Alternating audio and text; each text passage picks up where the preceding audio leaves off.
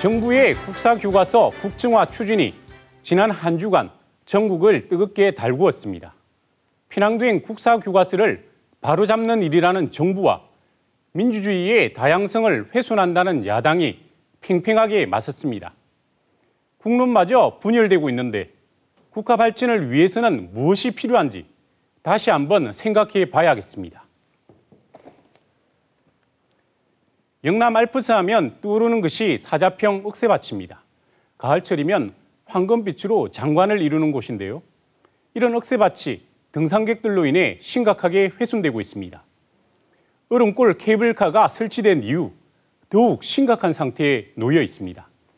인사이드 현장에서는 사자평 억새밭 훼손 현장을 고발하고 왜 이런 일이 벌어지고 있는지를 취재했습니다.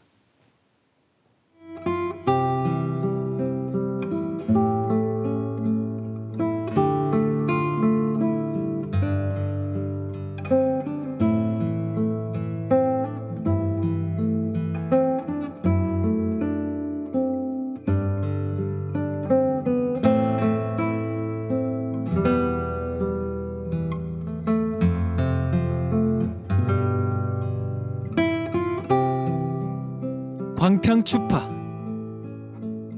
이름 모를 시인이 광활한 평원의 가을 파도와 같다고 묘사한 사자평의 억새군락지.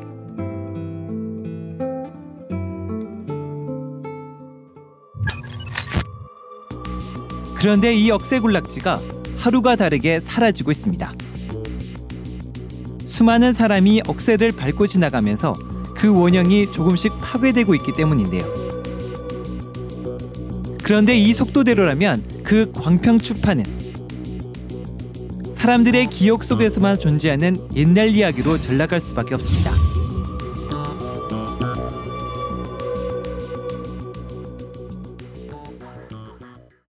제 뒤로 보이는 금빛 들녘이 영남 알프스의 상징 사자평원의 억새밭입니다. 이 지역의 억새밭은 한때 전국 최대 규모를 자랑하며 전국적인 명성을 떨쳤는데요. 하지만 1990년대 이후 급격하게 그 면적이 줄면서 지금은 간신히 명맥만 유지하고 있습니다. 밀양시와 울산시가 복원을 약속했지만 회의적인 시각이 팽배합니다. 이번 주 뉴스인사이드에서는 몸살을 앓고 있는 영남 알프스의 상징을 그대로 들여다봤습니다.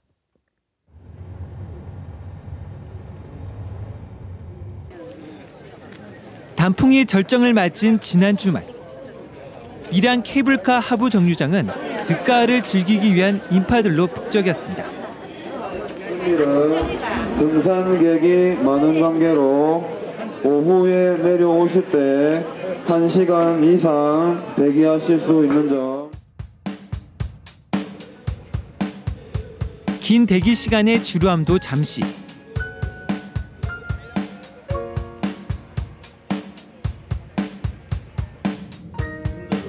(50m) 상공에서 둘러보는 밀양 얼음골은 가을 산화 그 자체입니다.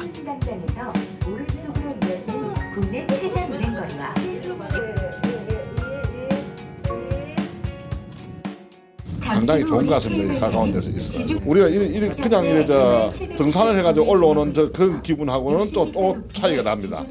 그냥 와가지고 케이블카 타가 올라와가지고 보니까 또 더 새로운 것 같습니다. 케이블카 상부 정류장에 도착해 10여 분만 걸어 내려가면 광활한 억새밭이 탐방객들을 맞습니다. 하늘의 파란색하고 이 갈대의 흰색하고 같이 어울려가지고 지금 한 마당을 지금 꾸려놓고 있지 않습니까? 지금 너무 좋습니다. 그런데 가까이에서 본 억새밭은 평화롭지만은 않습니다. 지악산으로 이어지는 등산로 주변 억새밭. 점심시간이 되자 10여 명의 탐방객들이 막걸리를 놓고 술판을 벌이고 있습니다. 진짜 촬영 때문에. 억새밭으로 들어가지 못하도록 줄을 쳐놔도 소용없습니다. 이 안쪽에 보면 억새밭 안에서 식사를 해도 되는 거예요. 다 먹어요. 여기서 지금 다 먹던데. 안에서 팻말이 있어서 볶지 말라는 데도 있고. 지정된 등산로를 벗어나지 말라는 안내판이 무색할 지경. 이 억새 쪽에서는 밥 먹으면 안 된다고 누가? 그래요? 우리 불법이네. 뭔데요? 사람들이 둘러앉아 쉬기 좋은 곳은 여지없이 억새가 짓밟혀 마치 마당같이 변했습니다. 주변에는 샛길이 만들어지고 또 다른 곳에서는 땅이 파이는 새굴 현상까지 일어납니다.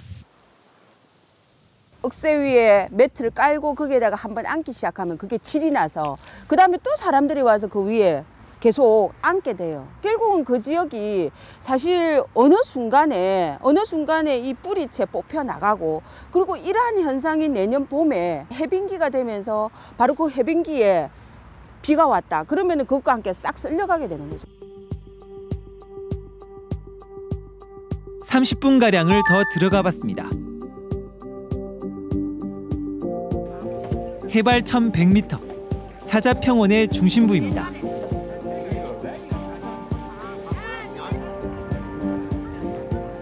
그런데 쉼터 벤치를 겹쳐 올려 바람막이로 삼고 물을 끓이고 있는 등산객이 눈에 띕니다. 원래는 안 되는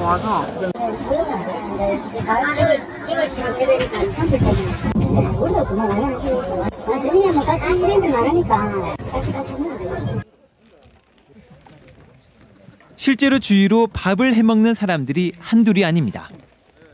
뭐 하시는 거예요? 밥을 하시는 거예요?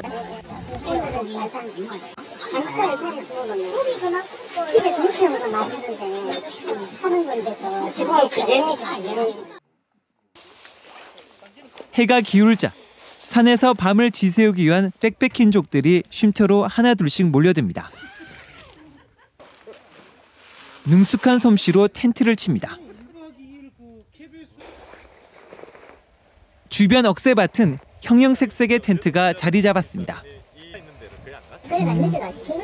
케이블카 타고 오시면 내려가실 때는 어떻게 하세요? 내려갈 때도 뭐 어딘지 내려가야지. 케이블카 타고 내려가야 되지 않나 하는데.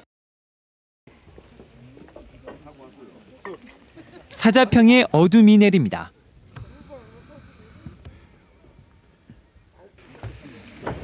텐트마다 고기 굽는 냄새가 진동하고 곳곳에서 술판도 벌어집니다. 불법인지 알지만 단속될 일은 없다고 말합니다.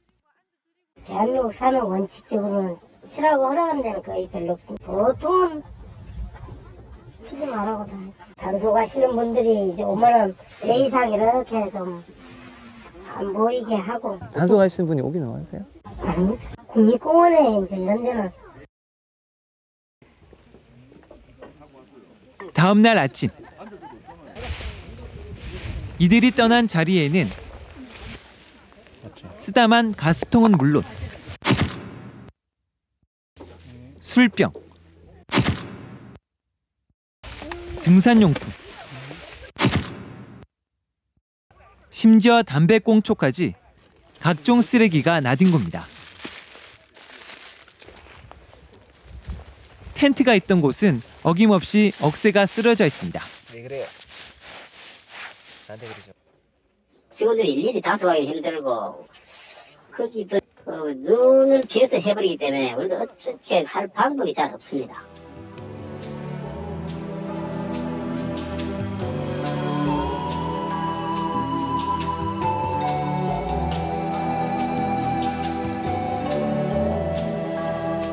가장 한국적인 가을 정취를 느낄 수 있는 명소로 전국에 소개되기도 했던 사자평원의 억새군락지는 규모 면에서도 다른 곳을 압도했습니다. 이 펼쳐지는 고원지대가 지금 우리 시야에 들어오는 게 한 100여만 평으로 초원으로 돼 있죠. 이 전체가 다 갈대하고 억새밭으로 되어 있어요. 지난 1980년대 초만 해도 356만 제곱미터에 달했던 사자평의 억새군락지는 지난 1990년대 이후 관목림의 침범과 등산객들의 무분별한 훼손 등으로 금연적이 급격히 감소했습니다. 지난 2011년 측량 당시 겨우 35만 제곱미터만 남아있는 것으로 확인됐습니다. 90%가 사라진 겁니다. 설상가상으로 최근 들어 탐방객이 급증하면서 훼손이 가속화돼 전멸 위기에 놓였습니다. 엄청 줄었죠. 워낙 사람들이 많이 다니니까 자연환경도 많이 훼손되고 거의 전부 다 억새였죠. 천왕산에서 제가 살은 요 전부 다 능선마다 전부 다 억새였는데 요즘은 거의 안 보이죠. 굉장히 아쉽죠. 환경이 많이 훼손돼가지고 오실 때 안 봤습니까? 아마 페트병하고 많다 아닙니까? 버린데. 문제는 앞으로입니다. 사자평원 중심부와 도보로 30분, 케이블카 정류장과 1시간 남짓한 곳에 국내 최대 크기의 고산습지 산들늪이 있습니다. 축구장 81개 크기의 이곳은 큰 방울 새낭과 복주머니 낭과 같은 각종 습지 식물은 물론 담비와 삭 등 1급 멸종위기종들이 자생하고 있습니다. 환경부가 지난 2006년 이곳을 습지보호구역으로 지정한 뒤 35억 원을 투입해 생태복원공사까지 진행하고 있습니다. 올해 말까지 탐방객 접근을 막을 예정이지만 이후 개방이 불가피한 상황입니다.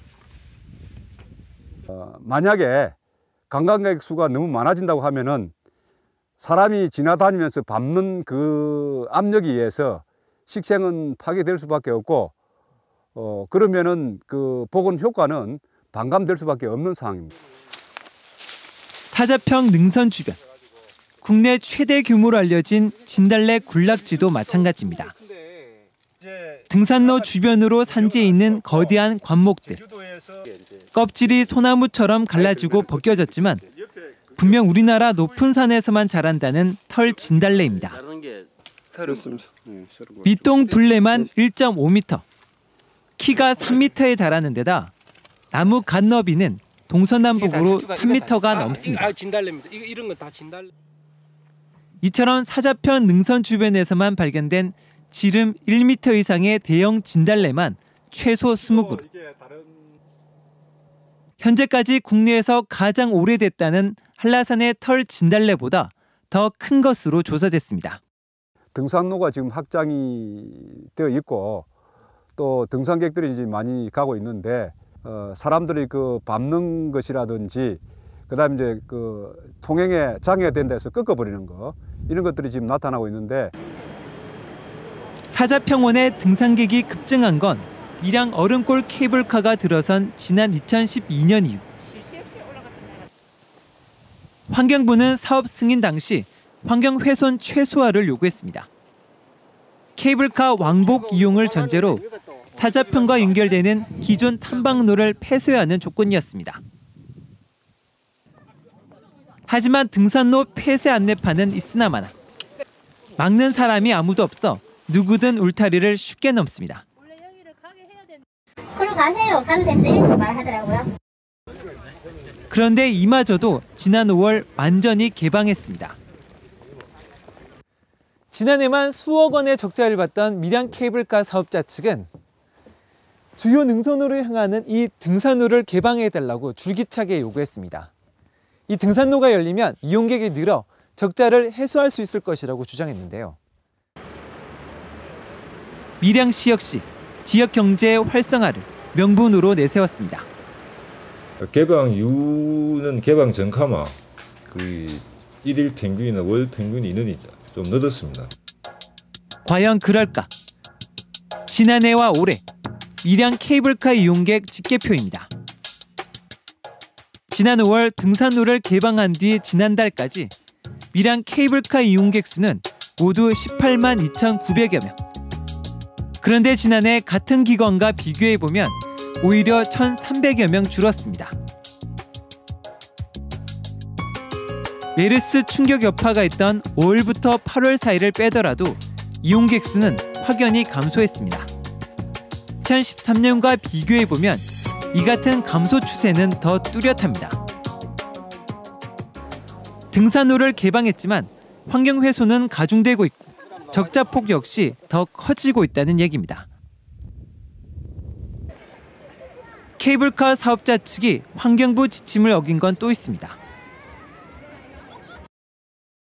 상부 정류장에는 음식을 하는 행위가 모두 금지되어 있지만 어묵과 같은 조리 음식을 버젓이 판매하고 있는 겁니다. 또 케이블카는 왕복 이용을 하도록 하고 있지만 안내판에도 없는 편도 이용권을 몰래 팔고 있습니다.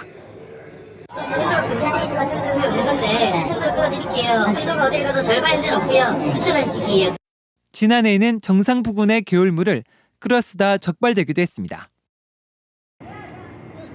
밀양 케이블카 사업자인 한국화이바 측은 해명을 듣고자 했던 취재진의 인터뷰 요청을 거절했습니다.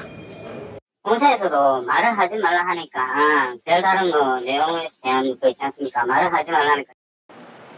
주무부처인 환경부는 허가 이후에 발생하는 행위에 대해서는 제재할 수 없다는 입장입니다. 조립공원은 지자체가 거의 이게 독자적으로 하게 돼 있고요. 환경부는 단지 나중에 폐지나 규모 축소하는 경우에 자연공원법에 의해서 승인하고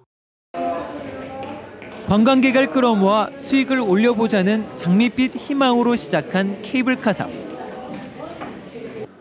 전국의 관광형 케이블카 20곳 가운데 제대로 수익이 나는 곳은 통영 미륵산과 서울 남산, 속초 설악산 3곳뿐입니다.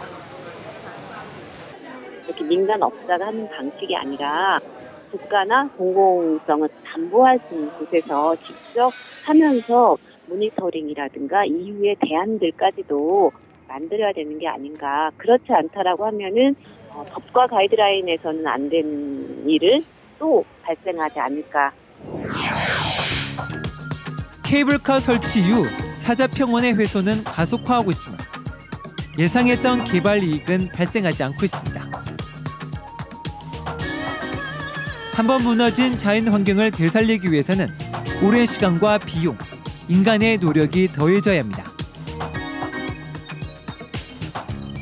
개발에 앞서 환경 문제에 대한 철저한 분석과 이에 대한 대책을 세워야 한다는 것을 사자평 억새밭은 보여주고 있습니다.